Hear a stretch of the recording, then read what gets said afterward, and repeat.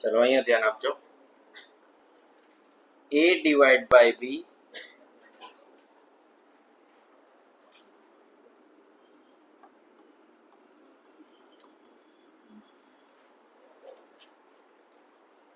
a divide by b આખાની કેટલી ઘાત -1. તો આને આવું લખાય a raise to -1 b raise to -1. એટલે આવું લખાય 1/a 1/b. આ 3 સ્ટેપ જુઓ. આખાની ઘાતાંક હોય તો અંશ અને છેદ બેયને લાગુ પડે. કોઈની પણ માઇનસ ઘાત હોય તો ક્યાં લખાય? 1/. છેદનો છેદ ક્યાં જાય? અંશમાં. ને અંશનો છેદ ક્યાં આવે?